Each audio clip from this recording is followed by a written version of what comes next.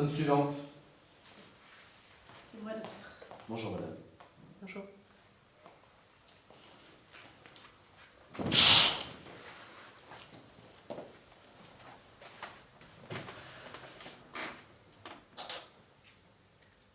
Asseyez-vous.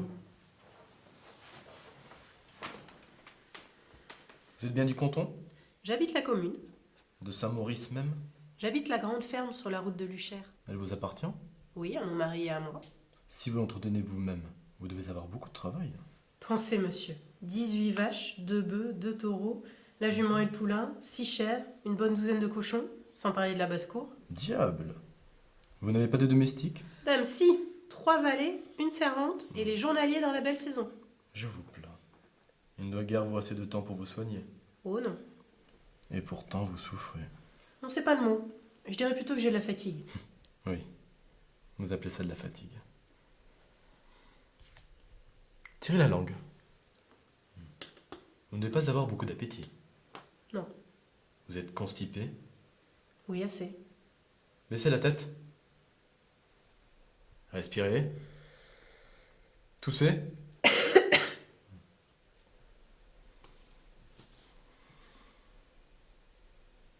Vous n'êtes jamais tombé d'une échelle étant petite? Je ne me souviens pas. Vous n'avez jamais mal ici le soir en vous couchant? Une espèce de courbature? Oui, des fois. Essayez de vous rappeler. Ça devait être une grande échelle. Ça se peut bien. C'était une échelle d'environ 3,50 m, posée contre un mur. Vous êtes tombé à la renverse et la face gauche heureusement qui a porté. Ah oui. Vous avez déjà consulté le docteur Parpalais? Non, jamais. Pourquoi? Il ne donne pas de consultation gratuite. Vous vous rendez compte de votre état?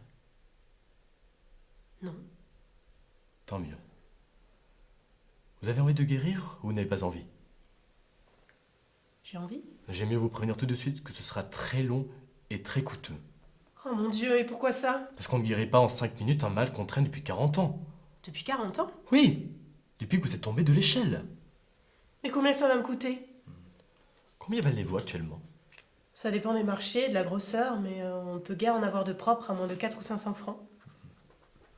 Et les couchons gras? Près de 1000 francs. Eh bien, ça vous coûtera à peu près 2 cochons et 2 veaux. 3000 francs? Oh, c'est une désolation, Jésus-Marie. Si vous aimez mieux faire un pèlerinage, je ne vous en empêche pas. Oh, les pèlerinages, c'est coûteux aussi, et ça ne marche pas toujours. Mais qu'est-ce que je peux donc avoir de si terrible? Laissez-moi vous l'expliquer.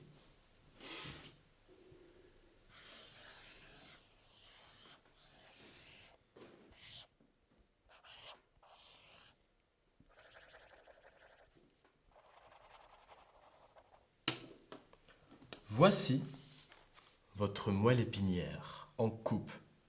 Très schématiquement, n'est-ce pas? Vous reconnaissez ici votre faisceau de Turk et ici votre colonne de Clark. Vous me suivez? Eh bien, quand vous êtes tombé de l'échelle, votre Turk et votre Clark ont glissé en sens inverse de quelques dixièmes de millimètre. Vous me direz que c'est très peu, évidemment, mais c'est très mal placé. Et puis, vous avez ici un tiraillement continu qui s'exerce sur les multipolaires. Mon Dieu. Remarquez, vous ne mourrez pas du jour au lendemain. Vous pouvez attendre. Ah, j'ai eu bien du malheur de tomber de cette échelle.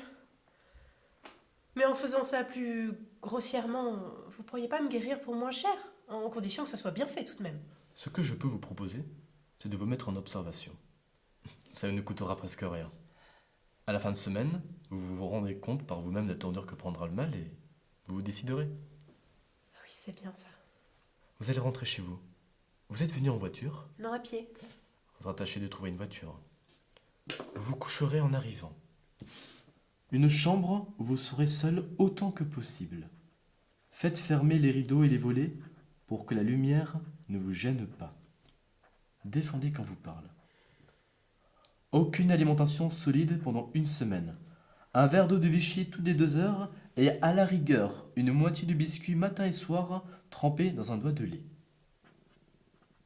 Mais j'aimerais autant mieux que vous vous passiez des biscuits.